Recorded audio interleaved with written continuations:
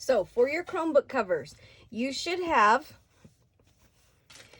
a flap piece that is your main fabric, your exterior fabric, and your lining. You should have a pocket piece that's your exterior fabric and your lining. If you happen to cut out four of these, it's okay. 2 of the lining and 2 of the exterior, it's okay. Just set them to the side. We may need them, we may not. If we don't use them, we'll just put them in the scrap bucket.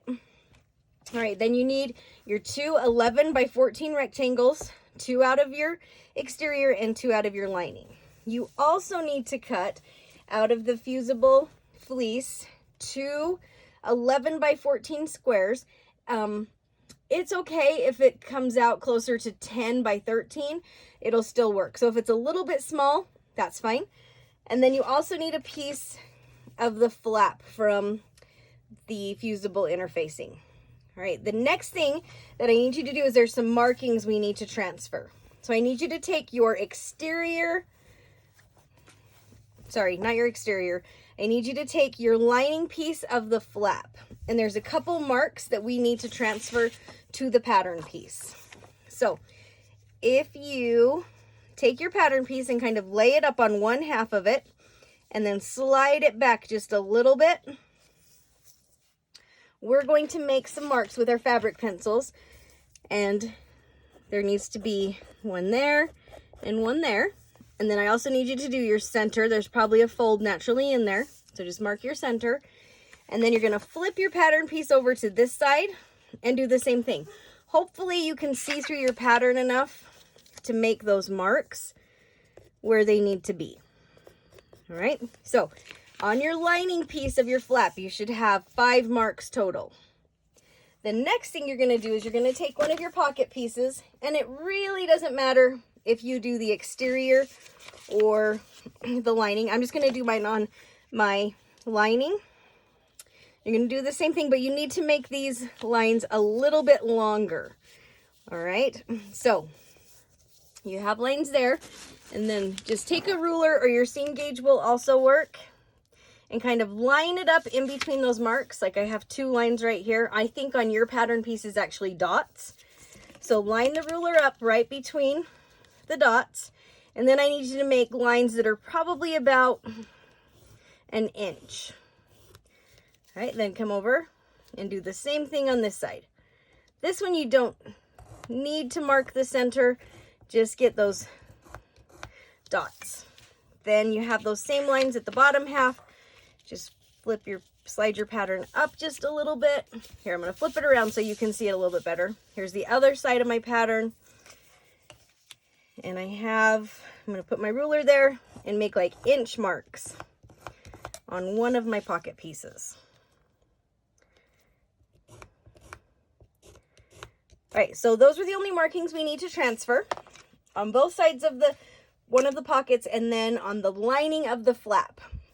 The next thing you're going to do is you're going to fuse your fleece, your fusible fleece, onto the flap, the exterior flap, and your exterior rectangles. So remember, the glue side is the crusty bit side. That's going to go on the wrong side of your fabric. So here's the wrong side of my exterior flap. And so you can see that mine was a little bit smaller. Okay, that's fine. If it comes closer to the edge, that's great. But if it's a little bit small, it's okay.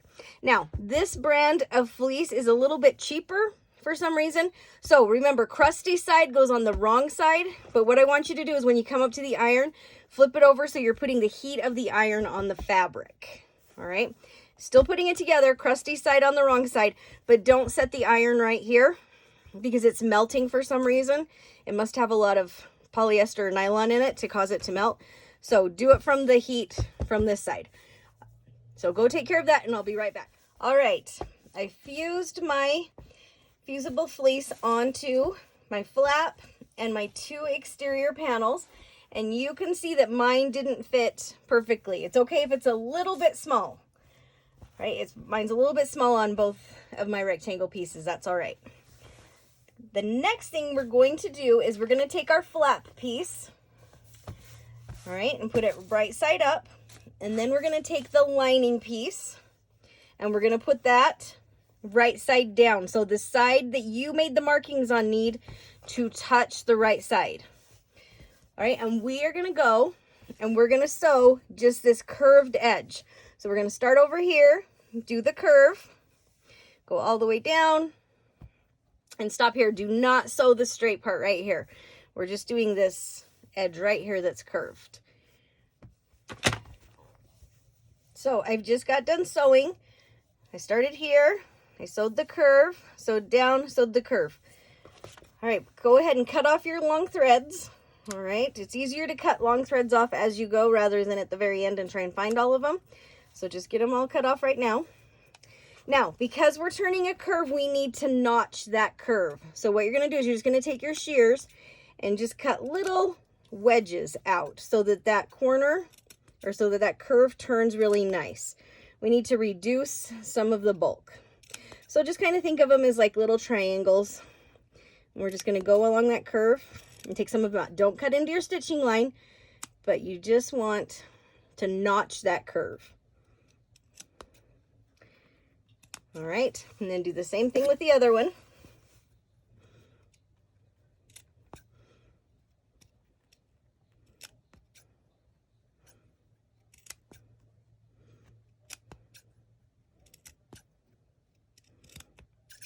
All right, then what we're gonna do is we're gonna turn it right side out. So just, you haven't sewn that long side, so we're just gonna turn it right side out.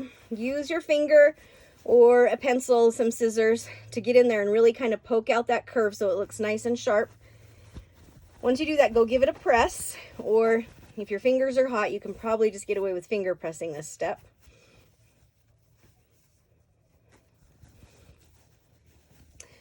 All right, the next thing we're gonna do is we're gonna edge stitch around the edge we just sewed. So if you remember from our needle book, we top stitched a lot of it.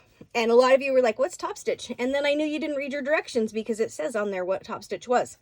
Edge stitches on your directions. It's similar to top stitch, except it's super close to the edge, like 1/8 of an inch away. So you're just gonna take your sewing machine and just go keep it 1/8 of an inch away and follow the curve down the front, the second curve, and then stop up here. All right, you're not sewing that flat part again. All right, just do what you just did.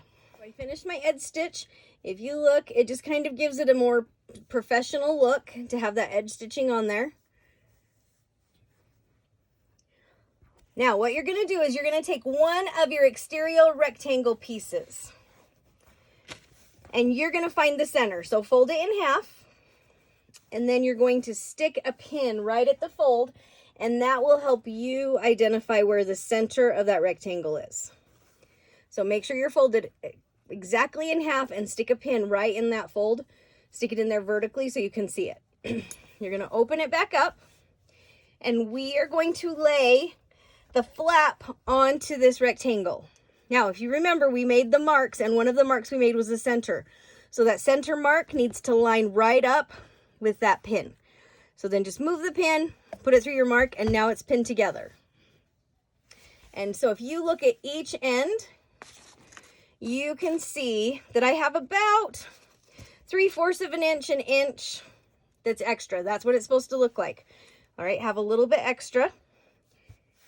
And we're gonna sew it across the top of this rectangle, but we are not gonna sew in between these marks that we made. So stick some pins in there right at your mark so that you remember where to start and stop. So here's one of my marks. I'm not going to sew in here. I'm going to keep going all the way down till I get to this mark, and that's where I'm going to stop. Make sure you back stitch at each mark when you start and stop. The reason we're leaving these areas open is because this is where we're going to put the handle when we get to another step. So we need to leave this spot open. So I'm going to start here. Make sure you back stitch, and I'm going to stop when I get to this pin. I'm going to take it out of my machine, and then I'm going to start here. I'm going to go across the center and stop when I get to this pin. I'm going to take it out of the machine, leave this area open, and then just finish it right here. We're using 3/8 seam allowance, unless I specifically told you to do a 1/4.